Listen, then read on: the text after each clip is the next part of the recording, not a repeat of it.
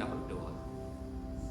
Tuhan Bapa di dalam surga, kami sungguh-sungguh mengaminkan lagu yang kami nyanyikan Tuhan, bahwa di dalam hidup ini Tuhan, kami rindu kehendak Tuhan itu yang jadi, bukan kehendak kami.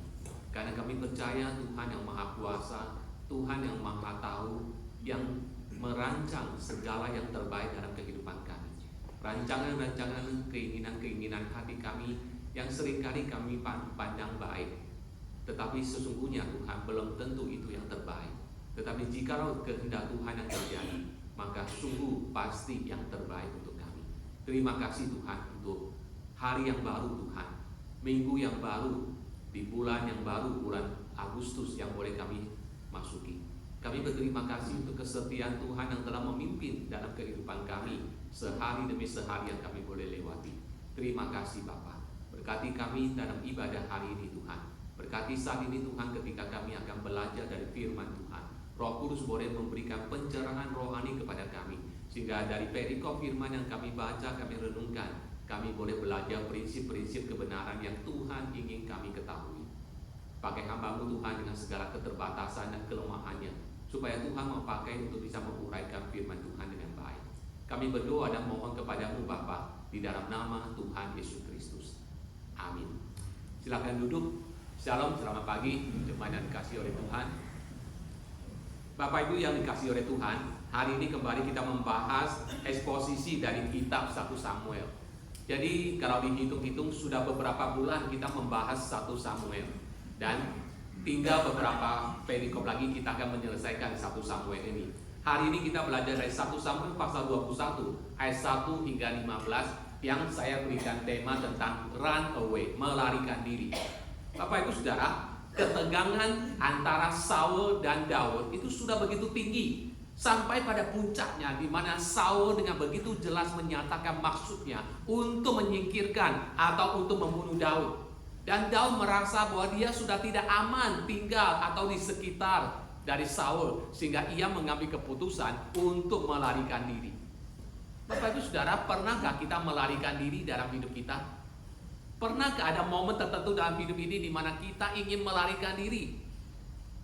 Tadi malam acara MSG ada satu saudara kita menyaksikan bagaimana dia mencoba melarikan diri. Bapak Ibu Saudara, mungkin kita tidak melarikan diri secara fisik seperti Daud, tetapi terkadang ketika kita menghadapi hidup ini dengan segala problemanya, dengan segala pergumulannya, ketika kita merasa terjepit, ketika kita merasa tidak ada jalan keluar, ketika kita merasa masalah kita begitu besar, terkadang kita ingin melarikan diri dari semua persoalan itu. Daud menyadari bahwa dia sudah tidak aman tinggal bersama di dekat Saul, sehingga dia mengambil keputusan untuk melarikan diri. Ia menjadi seorang pelarian, ia melarikan diri untuk menyelamatkan nyawanya. Dan hari ini kita akan belajar bahwa ada 2 tempat yang dikunjungi oleh Daud ketika ia melarikan diri. Dan dari 2 tempat di mana Daud pergi, kita akan belajar beberapa prinsip firman Tuhan yang penting untuk kita ketika kita mencoba melarikan diri dari hidup kita, ketika kita mencoba melarikan diri dari segala pergumulan yang kita hadapi. Mari kita melihat yang pertama, yaitu Daud di Nob.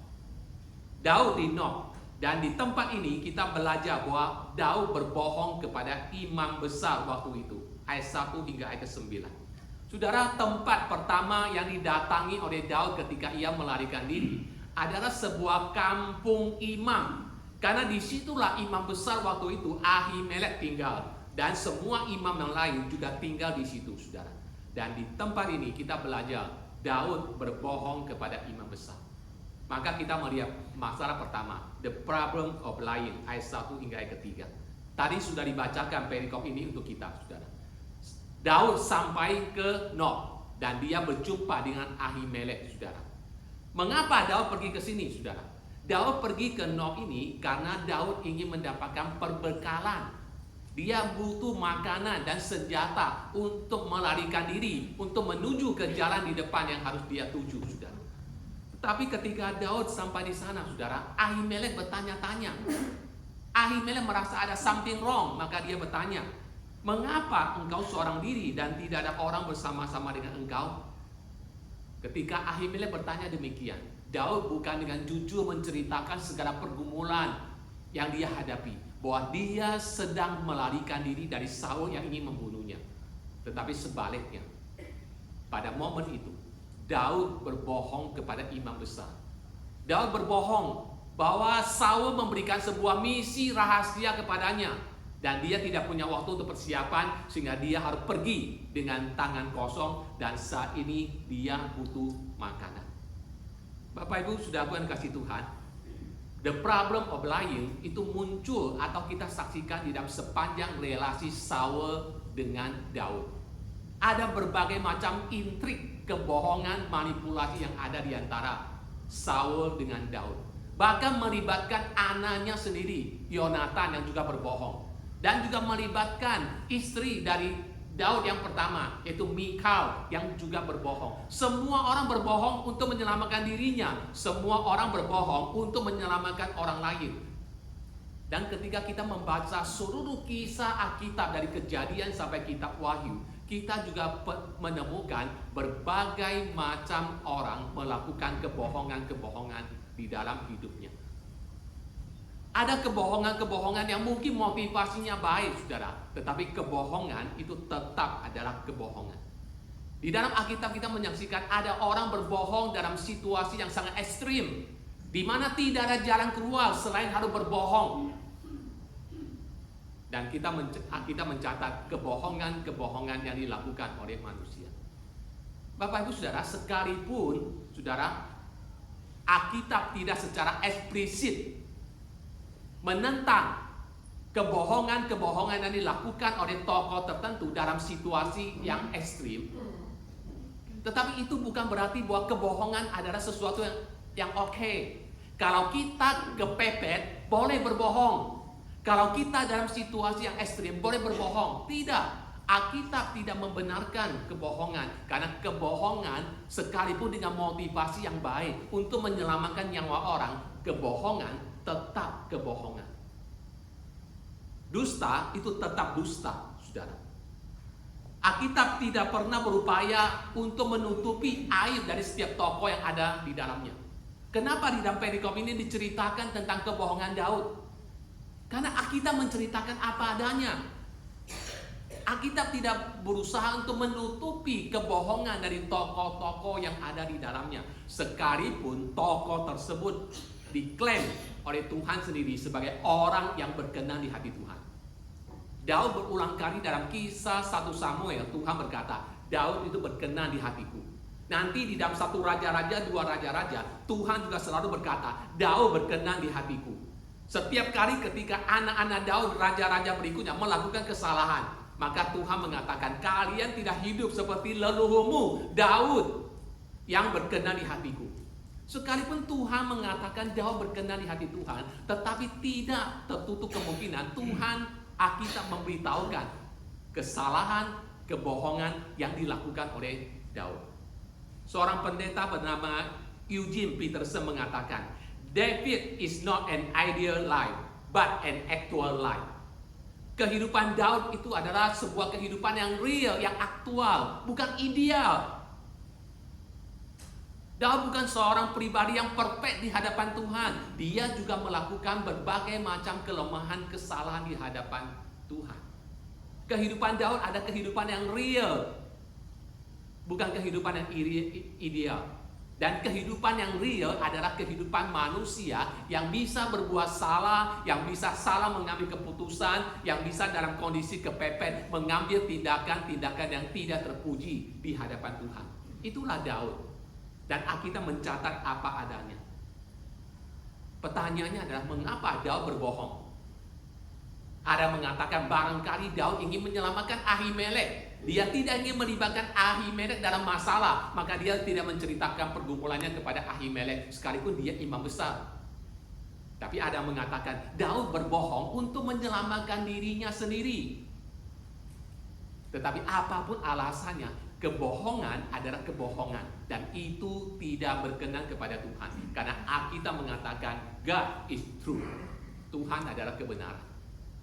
Amsal 12 ayat 22 mengatakan, orang yang dusta bibirnya adalah kekejian bagi Tuhan, tapi orang yang berlaku setia dikenannya. Saudara, kita tergoda untuk melakukan kebohongan di dalam kondisi kejepit. Di saat kita berada dalam situasi yang ekstrim, kejepit, kita tergoda untuk berbohong. Apalagi yang kita lihat adalah solusi terbaik, solusi yang tersedia, yang available waktu itu adalah berbohong, supaya kita bisa lepas dari masalah.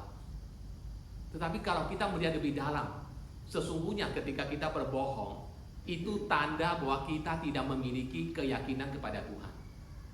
Ketika kita berbohong dalam situasi yang ekstrim kejepit, itu sebetulnya menyatakan bahwa kita tidak yakin dengan Tuhan.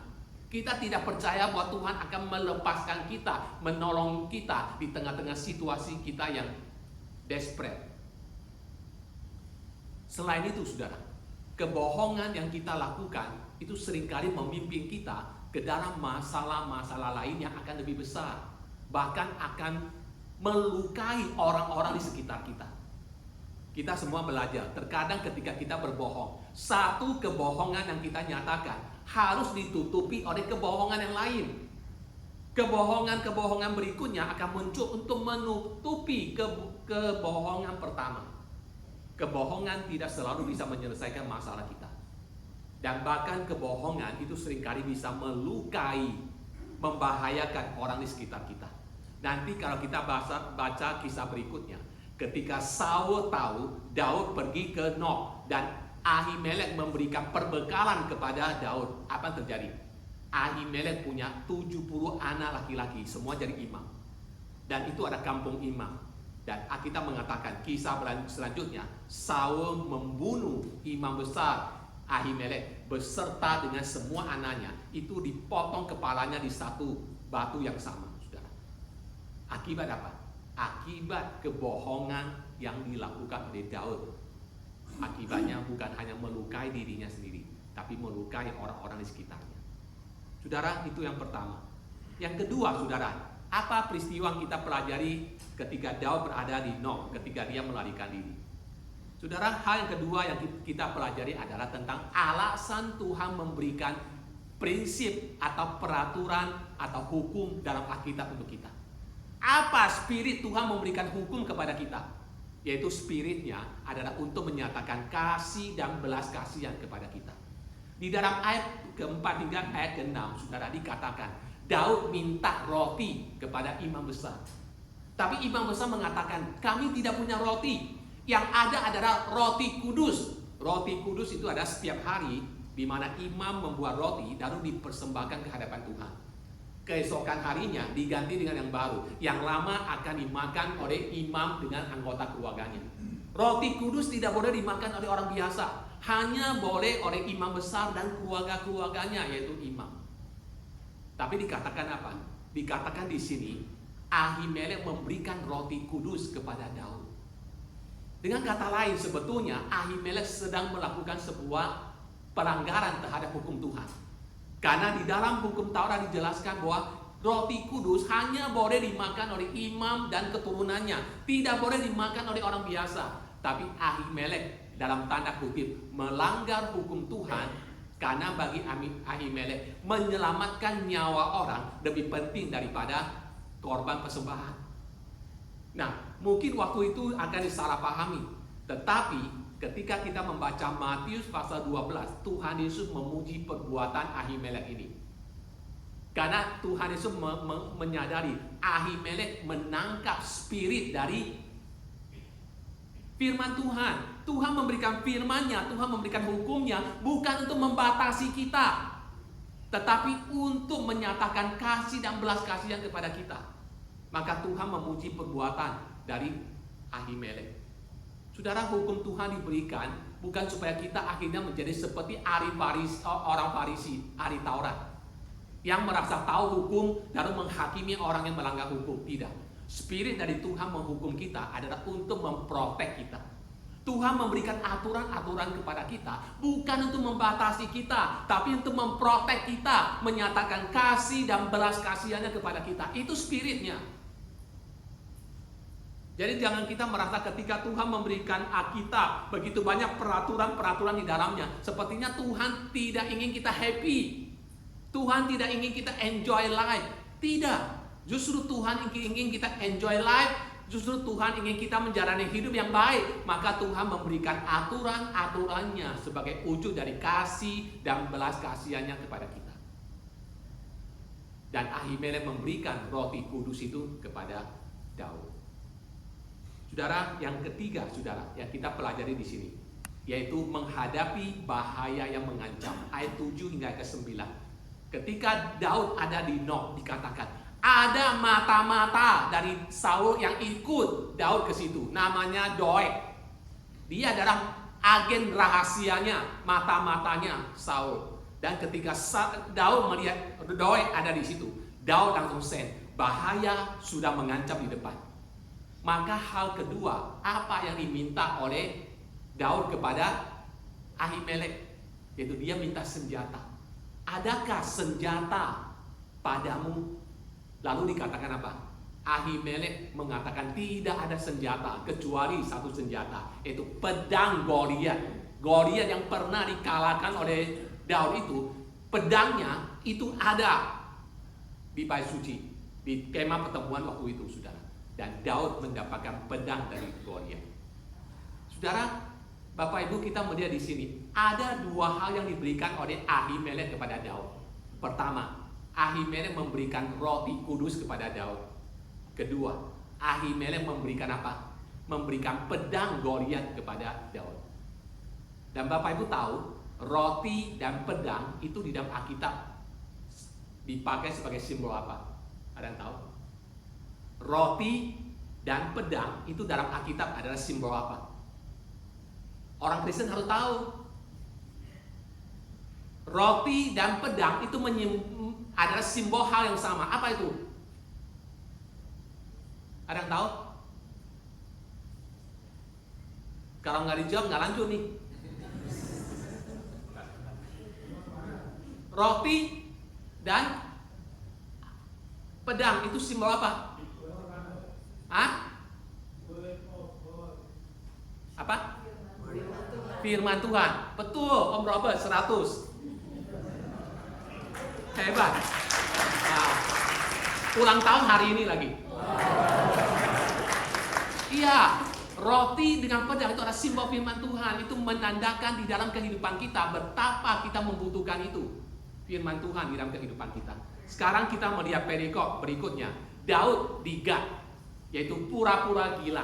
Saudara, dikatakan setelah mendapatkan pembekalan, Daud pergi dari Nob menuju ke Gad. Dan saudara, Gad itu adalah di satu dari 5 kota penting di Filistin, saudara. Dan saudara tahu, Gad itu adalah kampung halamannya Goliat. Jadi kita berpikir mungkin Daud sudah gila, sudah sangat desperate sekali. Dia melarikan diri dari Saul, tapi dia pergi ke sarang singa, saudara. Dia pergi ke kampung halamannya Goliat, yaitu di Gad, saudara. Ini seolah-olah menyatakan bahwa begitu desperate-nya, begitu putus asanya Daud untuk melarikan diri dari Saul, saudara. Tetapi mungkin Daud berpikir tempat yang tidak mungkin akan didatangi oleh Saul adalah Gad. Saul tidak mungkin mengejar Daud sampai ke situ, saudara. Dan saudara, dari pelajaran ini, saudara, apa yang kita pelajari? Ketika Daud melarikan diri ke Gad, pelajaran apa yang kita pelajari di sini? Yang pertama, saudara, segala perbuatan kita mengikuti kita. Ayat 10-11. Kemudian bersiaplah Daud dan larilah ia pada hari itu juga dari Saul. Sampailah ia kepada Akis, raja kota Gad. Pegawai-pegawai Akis berkata kepada tuannya, bukankah ini Daud raja negeri itu? Bukankah tentang dia orang-orang menyanyi berbalas-balasan sambil menari-nari demikian? Saul mengalahkan beribu-ribu musuh, tetapi Daud berlaksa-laksa. Saudara, Daud berpikir dia bisa untuk sementara waktu bersembunyi dari Saul dan dari orang banyak. Maka dia lari ke Gad. Karena dia berpikir di Gad, negeri Filistin, nggak mungkin orang kenal dia, nggak mungkin orang tahu dia. Tapi ternyata Daud begitu populer. Orang langsung mengenal itu Daud. Bahkan mereka masih ingat lagu yang dinyanyikan perempuan-perempuan Israel ketika Daud mengalahkan tentara Filistin dalam peperangan. Daud mengalahkan Saul mengarahkan beribu-ribu, tapi Daud berlaksa-laksa berpuluh-puluh ribu. Orang asing aja kenal, hafal, tahu lagu yang dinyanyikan orang Israel tentang Daud. Berarti apa? Daud sekali lagi tidak bisa bersembunyi. Pelajaran apa kita pelajari di sini? Pelajaran yang kita pelajari di sini adalah mengingatkan kita bahwa segala perbuatan kita akan menyertai kita kemanapun kita pergi. Baik perbuatan kita yang baik maupun perbuatan kita yang buruk akan menyertai kita kemanapun kita pergi. Bahkan Alkitab mengatakan perbuatan kita akan menyertai kita kepada kekekalan ketika kita sudah mati. Masih ingat di dalam Wahyu pasal ke-14 ayat 13. Berbahagialah orang yang mati dalam Tuhan sejak sekarang ini. Sungguh kata Roh, supaya ia boleh beristirahat dari segala jerih lelah mereka, karena segala perbuatan mereka menyertai mereka. Perbuatan-perbuatan kita dalam hidup ini menyertai kita sampai kekekalan, sampai kita mati. Perbuatan kita yang baik atau yang buruk itu akan menyertai kita. Saudara, seringkali kita melarikan diri karena kita tidak siap menghadapi masalah-masa lalu kita. Tetapi seringkali masa lalu kita punya caranya untuk menemukan kita kembali. Tetapi kita bersyukur Bapak Ibu Saudara. Kabar baik dari iman Kristen adalah bahwa Tuhan bukan hanya menebus kita dari dosa, tapi Dia juga menebus kita dari masa lalu kita. Segala perbuatan kita sebetulnya apa yang sudah kita lakukan itu tidak bisa diubah.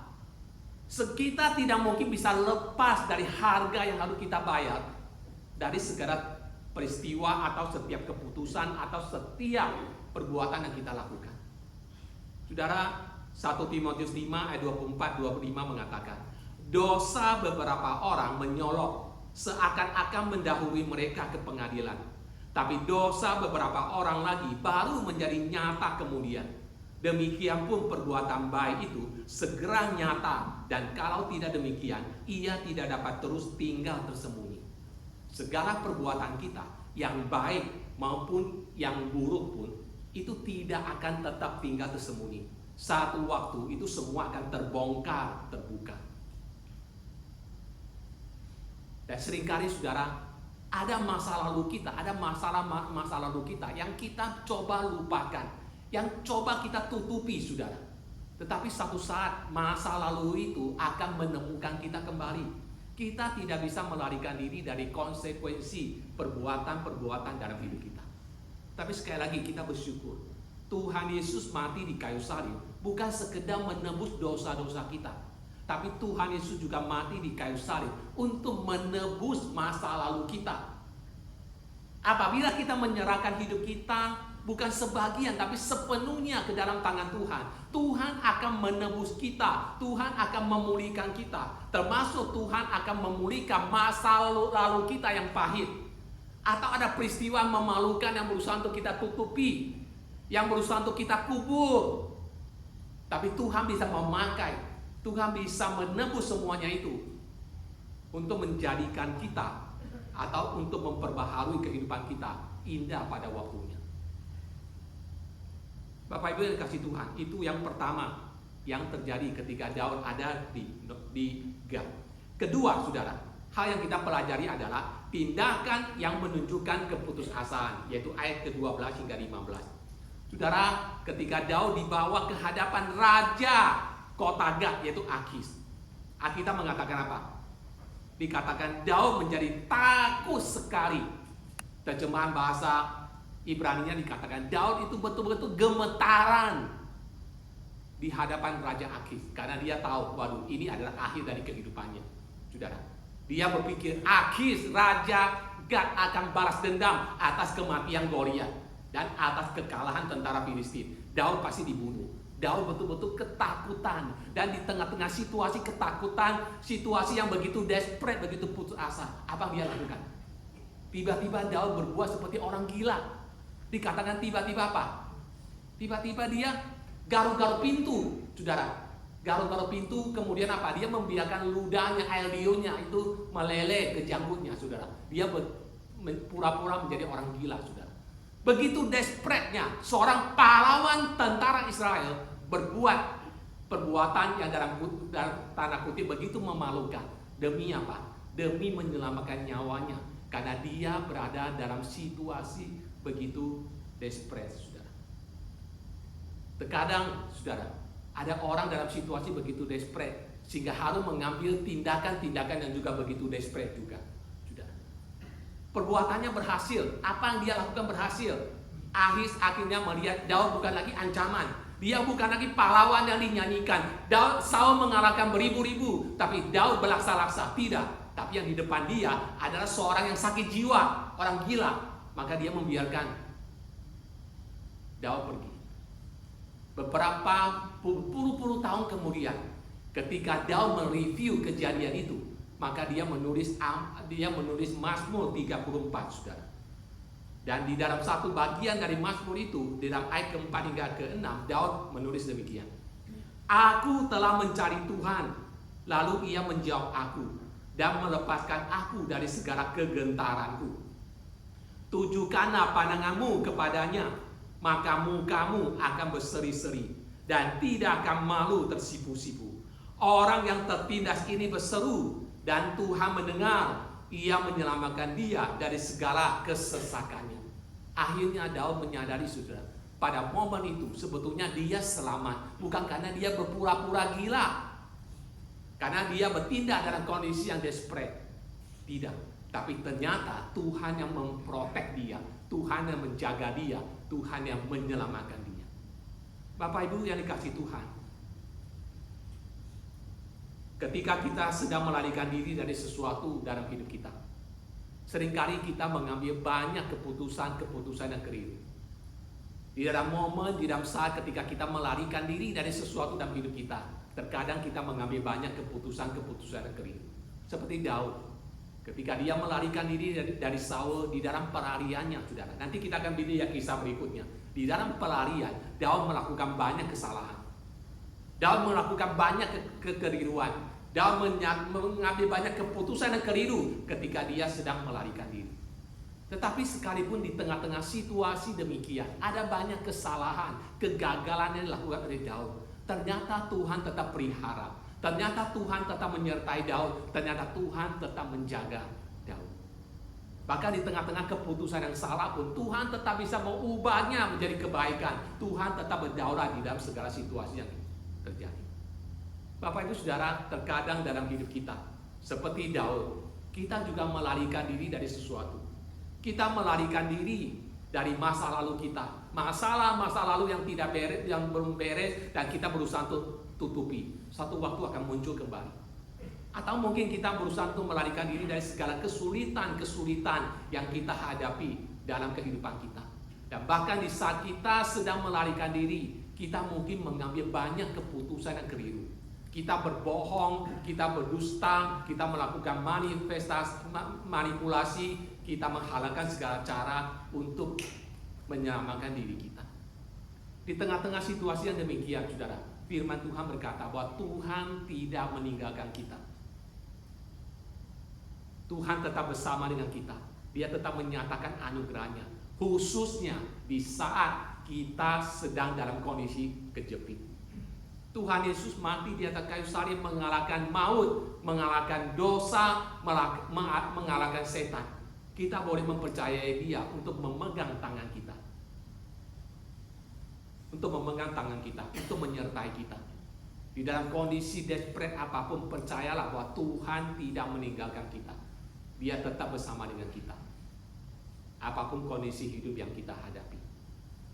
Apapun masalah yang berusaha kita melarikan diri daripadanya, Tuhan tetap menyertai kita. Kiranya firman ini menjadi berkat untuk kita semua. Mari Bapak Ibu Saudara, kita juga akan mempersiapkan hati kita, karena hari ini kita juga akan mengikuti perjamuan kudus. Tuhan Bapa, kami datang di hadapan. Seperti Daud Tuhan, terkadang kami juga berusaha untuk melarikan diri. Ketika kami merasa hidup ini begitu berat, ketika kami merasa pergumulan yang kami hadapi, sakit penyakit yang kami hadapi, segala problema hidup yang merongrong kami, terkadang kami berusaha untuk melarikan diri kami merasa tidak sanggup, tidak kuat untuk menghadapi. Bahkan ketika untuk menghadapi pergumulan-pergumulan itu, kami menghalalkan segala cara. Kami berbohong, kami melakukan manipulasi, kami melakukan segala pelanggaran terhadap hukum Tuhan demi untuk bisa lepas dari segala pergumulan yang kami hadapi. Bapa, kami mau datang kepadamu. Kami mau belajar dari firman Tuhan yang pada akhirnya disadari oleh Daud bahwa Tuhanlah yang telah menjaganya, Tuhanlah yang telah menopangnya, Tuhanlah yang telah menyatakan belas kasihannya di tengah-tengah pelarian yang dijalani olehnya. Bapa, kami berdoa agar Tuhan juga boleh ingatkan kepada kami akan firman Tuhan. Kondisi apapun, hidup apapun yang menjepit kami, yang menghimpit kami, ajar kami untuk tetap percaya kepada Tuhan. Bahwa Tuhan yang kami percaya ada Tuhan yang bukan hanya mati di atas kayu salib untuk dosa kami, tetapi yang juga sanggup memprotek kami, sanggup menjaga kami, bahkan sanggup untuk menebus masa lalu kami yang kelam, Tuhan. Terima kasih Bapa.